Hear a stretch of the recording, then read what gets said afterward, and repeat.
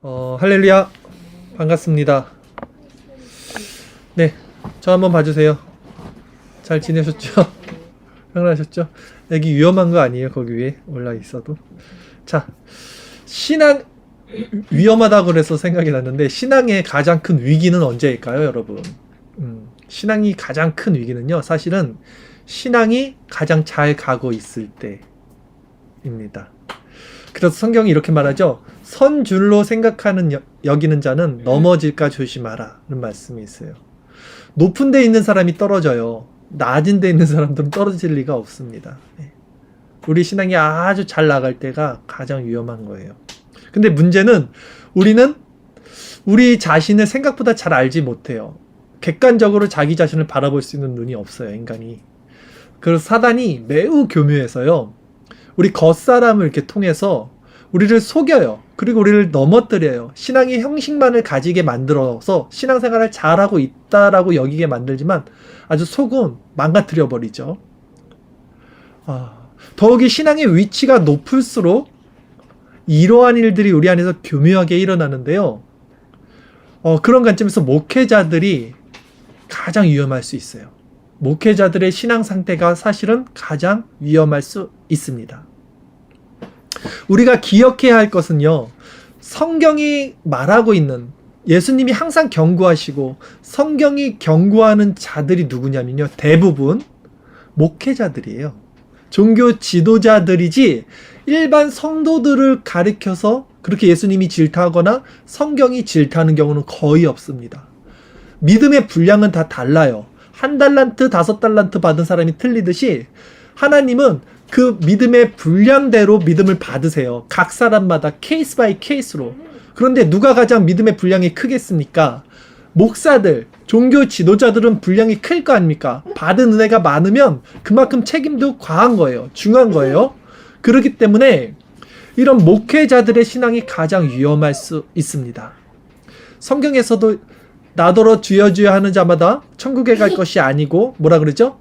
하나님의 뜻대로 하는 자가 천국에 간다는 말씀 있죠. 마태복음 7장. 이 말씀도 목회자들에게 하는 말이에요. 사실 일반 성도들에게 하는 말이 아니라 그 전후 맥락을 쭉 마태복음 7장을 보면요, 그날에 많은 자들이 주여 우리가 주님의 이름으로 선지자 노릇을 한다 그러잖아요. 예. 누가 말하고 있는 거예요?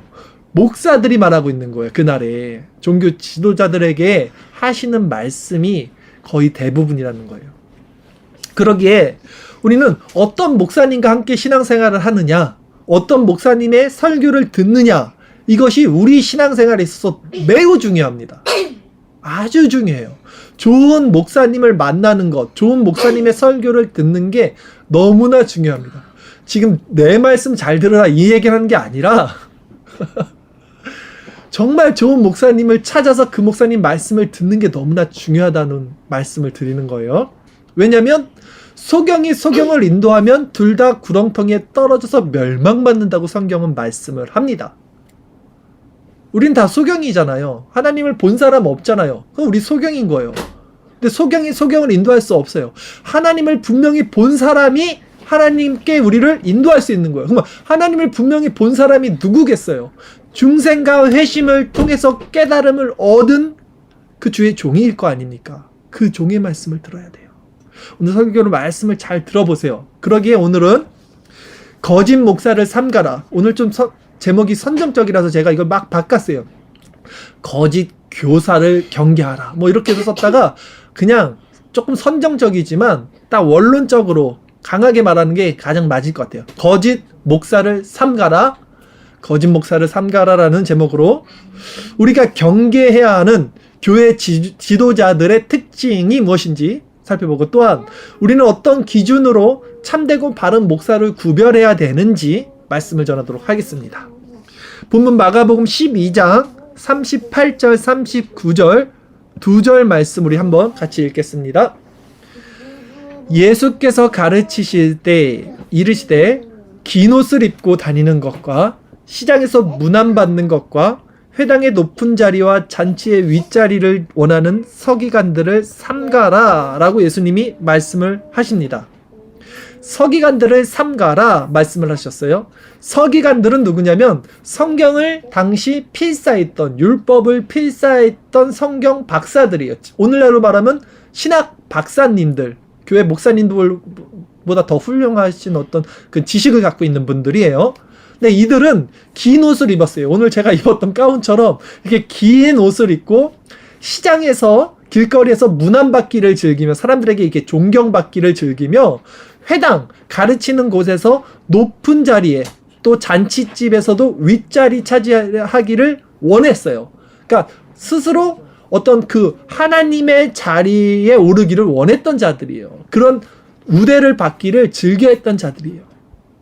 자, 바른 지도자, 바른 목사의 첫 번째 조건은 뭐냐면 여러분, 예수님의 자리를 대신 차지하지 않는다예요. 바른 목사의 첫 번째 조건은 예수님의 자리를 차지하지 않는다는 것입니다. 어떤 목사의 설교를 딱 들었을 때, 그 설교가 끝났을 때, 아, 그 목사님 너무 좋아. 나 그 목사님 존경하게 됐어. 난 그 목사님을 따를 거야. 그 목사님 숨소리도 좋아. 말투도 좋아. 이렇게 되면 여러분, 한번 의심해 봐야 돼요. 설교자는요, 그 목사님 자체가 존경의 대상이 될 수 없어요. 왜? 인간은 존경의 대상이 될 수 없어요. 누구나 인간은요. 다 죄인이에요. 그렇기 때문에 참된 설교는 절대 그 목사님 자신이 남기지 않아요. 그 설교를 들었으면 누가 남냐? 목사 자신이 남는 게 아니라 예수 그리스도가 남아요. 그래서 예수 그리스도를 더 바라보게 돼요. 예수 그리스도를 더 묵상하게 돼요. 예수 그리스도를 더 닮아가려고 노력하는 거지. 아, 저 목사님을 닮아가야지. 그렇게 남기는 설교를 하는 목사들은 위험한 거예요. 한번 생각해 봐야 돼요. 그 목사가 진짜 목사인지. 그런데 오늘 본문의 서기관들이 그런 자예요. 서기관들이 긴 옷을 입었어요. 그리고 시장에서 문안받고 회당에서 높은 자리와 잔치 윗자리 차지하기를 원했어요. 그들은 스스로 존경의 대상이 되며 스스로 하나님 자리에 오른 것입니다. 이들이 늘어뜨린 이 예복이라 그랬죠. 이 예복은 어떤 거냐면 당시 발목까지, 지금 제가 입고 있는 가운처럼 긴 기도용 숄이에요, 이게. 근데 끝에 술이 달려 있어요. 이렇게 술이 달려 있어서 일반적 유대인들의 의복과는 다른 그들의 부와 지위와 권세를, 그것을 과시해주는 옷이었어요. 그걸 입고 있는 거예요. 또한 회당의 높은 자리에 올랐다는데, 회당은 뭐냐면요, 가르침의 장소가 아니에요. 유대인들의 회당은 이렇게 직사각형으로 생겼어요. 직사각형. 그래서 안에 들어가 보면 의자가 이렇게 끝으로 둘러싸여 있습니다. 의자 끝에서 끝에는 이방인들이, 그 안에는 유대인들이 이렇게 같이 좀 말씀을 듣는데, 의자가 이렇게 둘러쳐 있는데 가운데 쪽으로 오면서 이제 회당의 위치가 높아집니다. 그래서 그 가운데 연설을 할 수 있는 그 자리가 쫙 긴 의자가 있어요. 거길 말하는 거예요. 회당의 높은 자리는. 그러니까 거기 딱 위치하고 있으면 모든 사람들이 다 우러러볼 수 있는 딱 가장 설교하기 좋은 연단을 가리켜요. 그래서 이 자리는 교사나 당시 높은 사람들이 위에서 마련된 자리로 회중들에게 연설하기 좋은 위치였어요. 그 자리에 앉기를 좋아했다는 거예요. 또한 서기관들이 길을 가거나 시장에서 문안받기 좋아했다는 거는요, 이렇게 길을 걷다가 사람들을 만나면 사람들이 일어서야 돼요. 서기관들에게 인사를 했단 말이에요. 그거 좋아했어요. 그 인사받는 거, 그 특권 누리는 걸 좋아했어요. 근데 이것이 바로 예수님의 자리를 대신하는, 스스로 하나님의 자리, 존경의 대상이 된 오늘날의 목사님들의 특징과 대동소이하다는 거죠. 그런데 이것이 단지, 그러면 이거 지금 오늘 목사님들에게만 말하는 거야? 종교 지도자들에게 문제였을까가 아니라 우리 자신 한번 비춰보세요. 여러분 자신을 한번 보십시오. 우리도 남보다 높아지려는 마음이 있을까요, 없을까요? 내가 대우받고 싶은 마음이 있을까, 없을까요? 뭐 없을 수 있어요, 여러분. 왜냐면 여러분은 그 자리에 올라간 적이 없으니까. 그런데 만약에 우리에게 기회가 주어지고 또 여건이 주어지면, 그러니까 우리가 높은 자리에 올라갈 수 있는 그런 기회가 우리에게 주어진다면 우리도 똑같은 이 서기관들과 같이 똑같은 자들이 될 여지가 농후하죠. 크죠. 이상하게 우리는요, 신앙이 높아질수록 이런 교만도 함께 높아지는 경향성을 갖게 된다는 거예요. 지금 우리가 아무것도 아니니까 없을 수 있는데, 죄송합니다. 여러분 비하하는 건 아니에요. 근데 우리가 정말 높아지면 막 목사가 되고 또 교수가 되고 또 어떤 교회에서 뭐 그걸 뭐라 그래요? 뭐 성경 공부 가르치는 그런 구역장? 뭐 이런 위치가 되면요. 이상하게 교회에서 한 자리 차지하면 왠지 으쓱해지는 사람들 많아요. 어깨가 으쓱해지는 사람들. 그렇게 돼요, 사람이. 사울이라는 왕이 있었어요. 이스라엘 1대 왕인데 이 사람 얼마나 겸손한 사람이었는지 아세요? 처음에 사울이 왕으로 사람들이 세울 때 너무 겸손해서 숨어요. 피해요. 그만큼 부끄러움도 많았어요. 처음부터 교만한 게 아니에요, 사람이. 근데 그 사람이 어떻게 돼, 나중에는? 그 교만으로 인해서 멸망받는 사울이 되잖아요. 네. 우리도 그 위치에 되면 인간의 본성이 그렇다는 것입니다. 당시 이런 높아진 마음을 가진 종교 지도자들에게 그러면 예수님이 뭐라고 말씀하셨을까요? 한번 볼까요? 본문 마가복음 12장 40절 말씀입니다. 오늘 말씀이 짧죠? 같이 읽겠습니다. 그들은 과부의 가산을 삼키며 외식으로 길게 기도하는 자니 그 받는 판결이 더욱 중하리라 하시니라 라고 말씀하셨어요. 자, 바른 목사의 첫 번째 조건은 뭐였어요? 예수님의 자리를 차지하지 않는다. 하나님의 자리를 차지하지 않는다였어요. 자, 그리고 지금 예수님이 그들에게 뭐라고 말했냐면 그 외식하는 종교 지도자들의 받는 판결이 더욱 중하다라고 말씀하십니다. 그들이 이렇게 하는 외식하는 목적은 뭐냐면요. 하나님의 영광을 높이기 위해서가 아니라 자신의 배를 채우기 위해서겠죠. 그것을 위해서 이렇게 경건의 모양을 흉내내는 거예요, 지금. 그러기에 그 받는 판결이 더욱 중하다라는 말씀입니다. 참된 목사의 두 번째 조건은 뭐냐면 바로 외식하는, 즉 말로써 자신의 신앙을 드러내는 것이 아닌 행함으로, 자신의 삶으로 자신의 신앙을 드러낸다는 거예요. 그러니까 말로 설교하는 것이 아니라 행동으로 설교하는 것이 바른 목사의 조건입니다. 말은요, 그 사람을 대변할 수도 있지만 실제적으로 말이 그 사람의 행동을 대변할 수는 없어요. 무슨 말이냐면 우리가 하나님을 사랑한다고 말할 수 있습니다. 하나님 사랑해요. 그리고 우리 감정이 내가 정말 하나님 사랑한다고 느낄 수 있어요. 내가 감정이. 그런데 실제적으로 우리 삶에서 하나님을 정말 사랑하면요, 그 사람이 싫어하는 걸 하면 안 돼요. 내가 누군가를 너무 사랑하면요, 그 사람이 싫어하는 걸 안 하게 되거든요. 내가 하나님을 사랑한다고 고백했어요. 그러면 하나님이 싫어하는 것을 나도 싫어하게 되겠죠. 하나님이 싫어하는 건 뭐예요? 죄예요. 하나님이 좋아하는 건 거룩입니다. 구별되는 거예요. 그런데 가만히 보세요.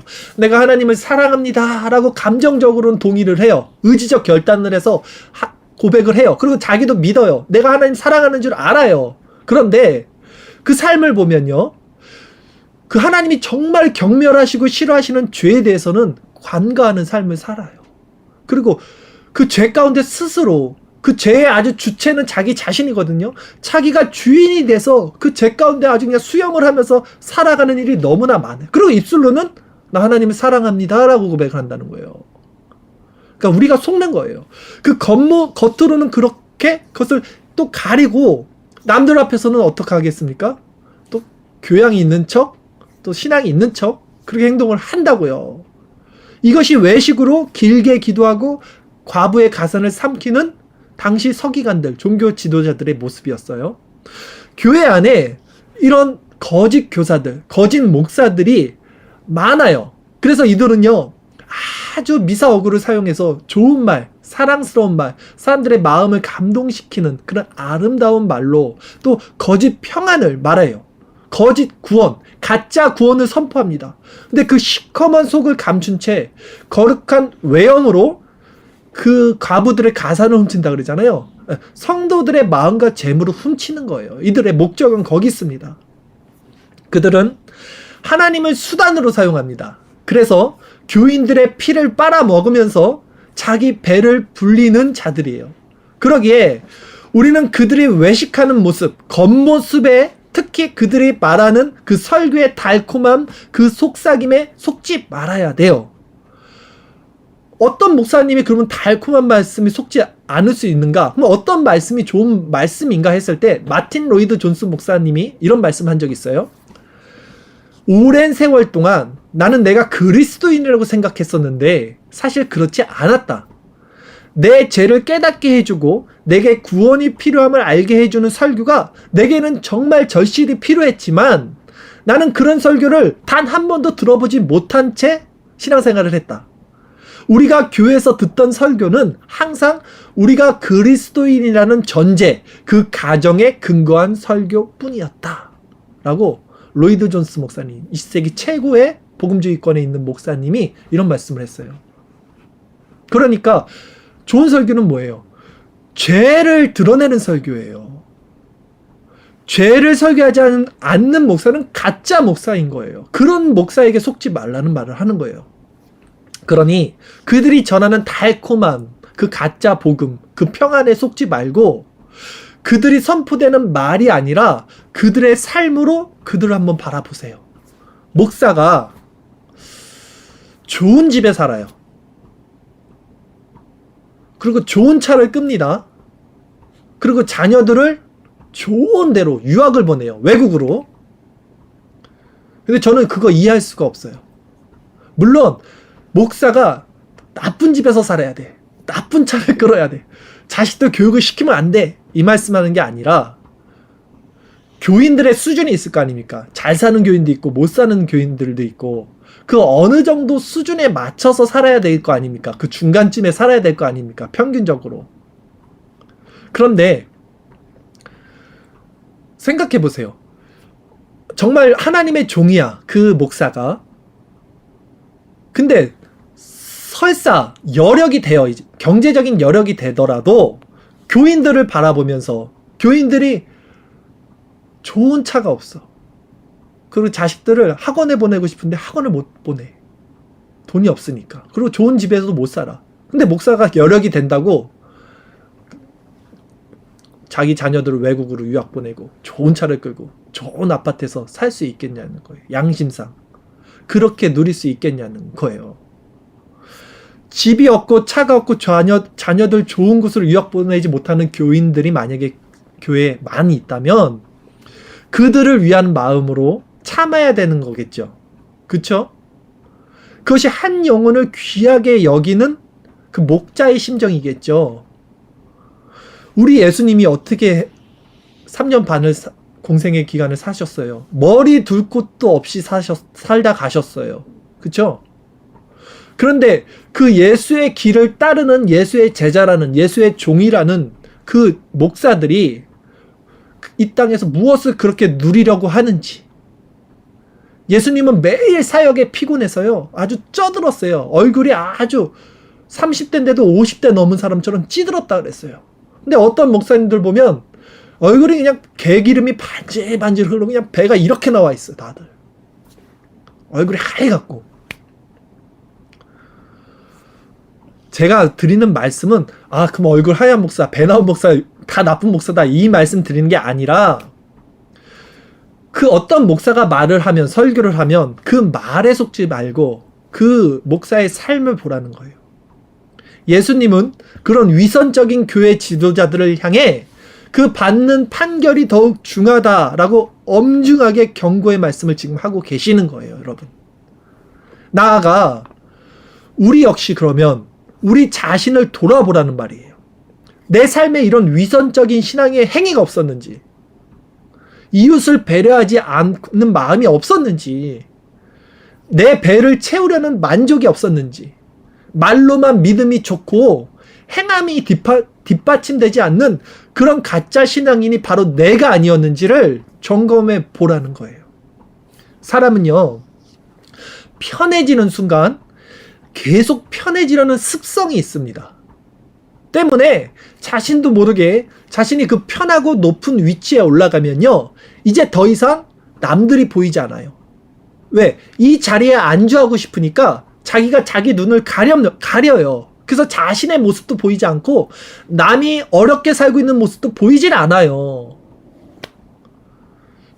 제가 왜 지금 이런 말씀을 할 수 있는지 알아요? 똑같아요, 저도. 제가 지금 나 잘났다 말하는 게 아니라 내가 없으니까 이런 말씀 할 수 있는 거예요, 제가. 만약에 내가 힘이 있고 권세가 있어요. 그래서 좋은 사택, 좋은 차, 이런 거를 누릴 수 있는 게 저에게 만약에 주어진다면 제가 이런 설교를 지금 이렇게 강하게 쉽게 할 수 있을까요, 여러분?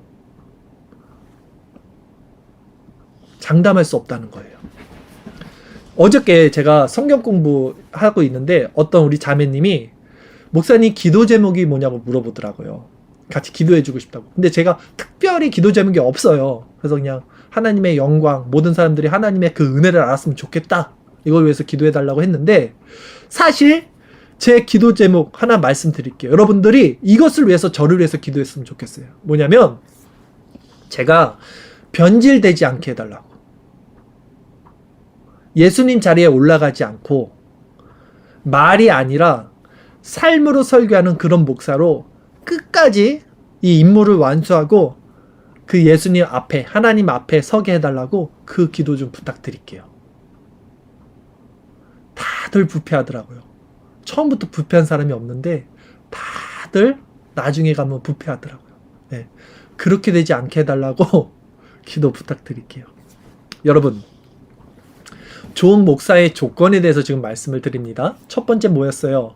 예수님의 자리에 꿰차지 않는 목사. 두 번째는 말이 아니라, 입술이 아니라 그 삶으로, 행동으로 설교하는 목사라 그랬어요. 여러분에게 이 말씀 한번 드리고 싶어요. 우리는 영적인 것에 대해 아는 지식과 영적인 지식을 구별할 수 있어야 돼요. 어렵죠?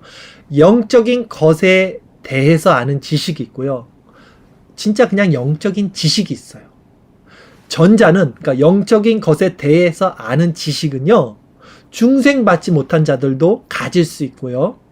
학습을 통해서, 그러니까 신학을 한 사람들을 가질 수 있는 소양입니다.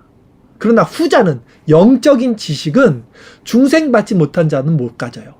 학습해서 얻어질 수 있는 게 아니에요. 오직 하나님의 택한 백성들에게만 주어지는 신령하고 독특한 어떤 그런 거예요. 그러기에 영적인 것에 대해서 아는 지식은요, 간단히 이론적이거나 지성적인 면에서 끝납니다. 이 한계가 있어요. 넘어서지 못해요. 그러나 영적 지식은 생명적이에요. 그리고 능력으로 충만한 거예요. 이건 살아있는 거예요. 오늘날 이런 영적인 것에 대해 아는 지식을 전하는 이 소양을 가진 교회 목사님들은 많아요. 신학교 나오면 공부하면 다 아는 거잖아. 그런데 정작 영적 지식을 가진 지도자들은 아주 드뭅니다. 스스로 예수님의 자리에 오르지 않고 이 말이 아니라 삶으로 설교하는, 이렇게 삶이 이렇게 이루어진다는 것이 영적 지식을 아는 사람들이 이렇게 자연적으로 되어지는데, 이 상태로 가는 사람들은 극히 드물어요. 그러나 이런 영적 지식을 갖지 못한 자들의 특징은 뭐냐면요, 그러니까 영적인 것에 대해서 아는 지식만 가진 사람들의 특징은요, 이거예요. 겸비된 심령을 갖지 못해요. 제 설교는 항상 똑같죠? 상한 심령을 갖지 못해요. 겸비되지 못해요. 아, 겸비되라고? 내가 겸손해야겠구나, 요렇게 가요. 그리고 인본주의로 자기 자신이 스스로 자기를 겸손시킵니다. 그게 아니라 겸비되어지는 거예요. 내 자신의 죄성이 드러남으로써. 이게 마음의 감각을 갖는 거예요. 근데 영적인 것에 대해서 아는 지식, 이 사람들은 몰라요. 그러기에 그들은 생명이신 예수 그리스도께 연합으로 갈 수가 없겠죠. 그래서 자신은 물론 더 위험한 건 뭐냐면, 그들을 따르는 그 자들도 모두 지옥 자식으로 만든다는 거예요. 여러분, 이게 성경이 말하는 거예요. 성경이 이렇게 말하죠. 야고보서 3장 1절 말씀에 어떤 말씀이 있는지 제가 한번 읽어드릴게요. 내 형제들아, 너희는 선생된 우리가 더 큰 심판을 받을 줄 알고 선생이 많이 되지 말라 라고 말합니다. 그리고 소경을 인도하면 둘 다 구렁텅이 떨어진다는 말씀을 또 하시죠. 여러분, 그러기 때문에 목사는요, 사명입니다. 사명. 하나님이 분명한 소명, 이 부르심을 입은 자들만이 목사가 돼야 돼요. 어디 라이센스 따서 신학교 가서 공부해서 얻는 그 목사는 아니에요. 그거는 목사가 아니죠.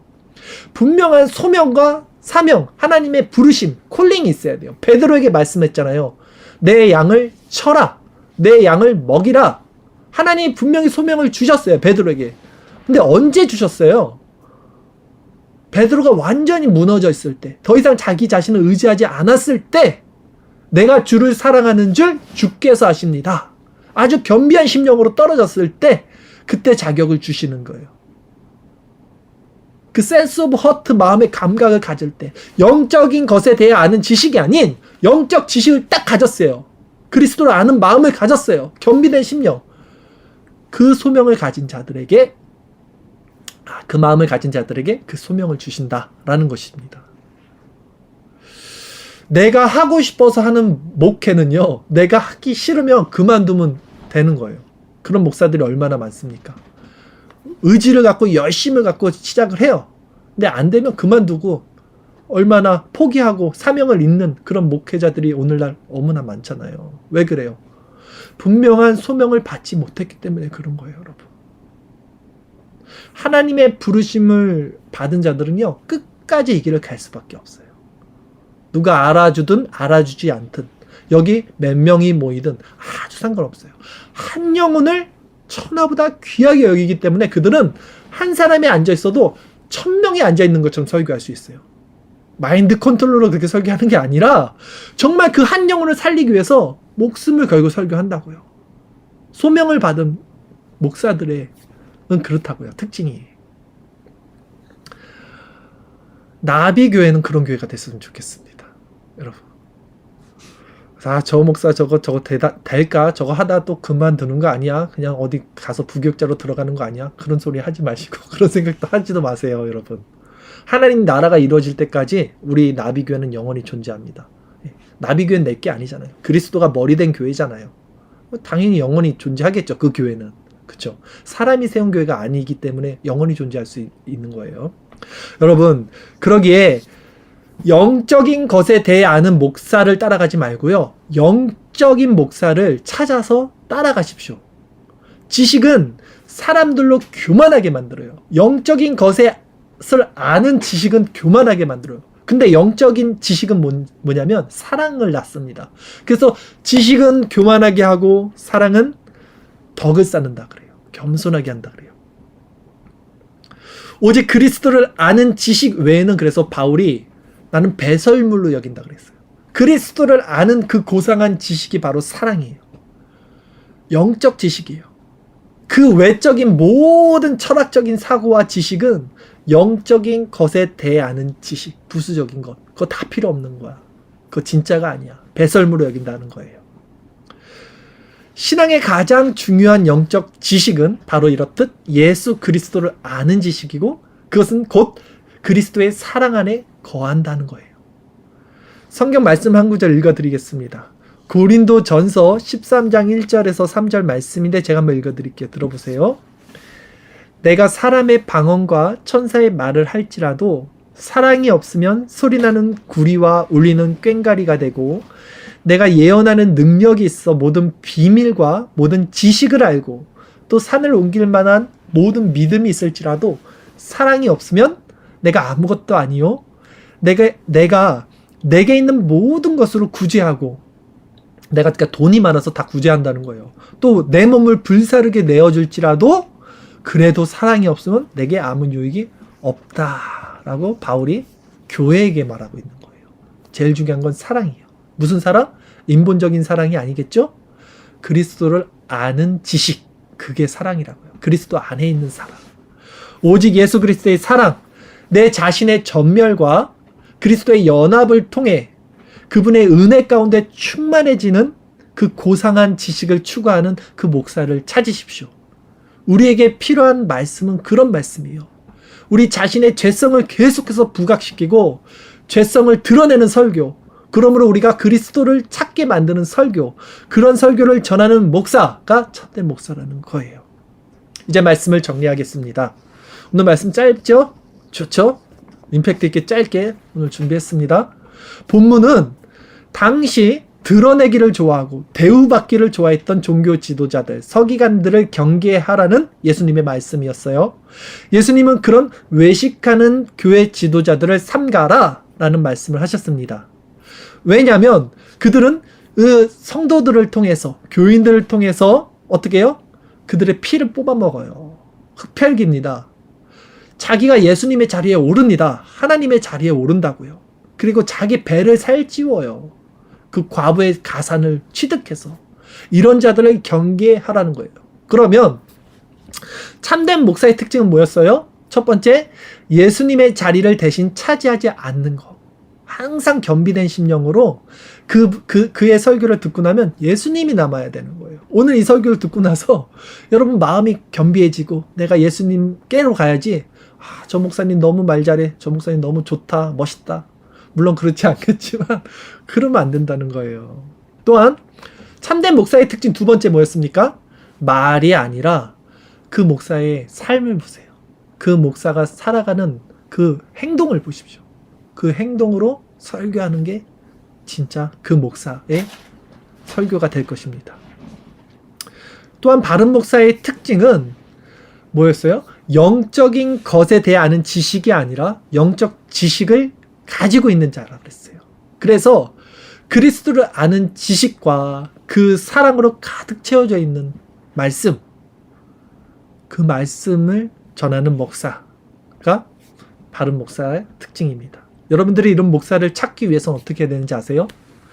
여러분 자신이 먼저 이런 자가 돼야 돼요.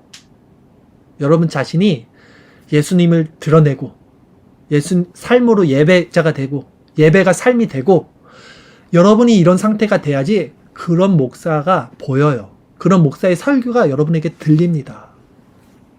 스스로 여러분이 주인이 되어서 예수님의 자리에 오르고 스스로 여러분 말과 행동이 다른 그런 외식적인 신앙생활을 하면 그런 목사들의 말이 또 들리게 돼요. 그래서 그렇게 따라가게 됩니다.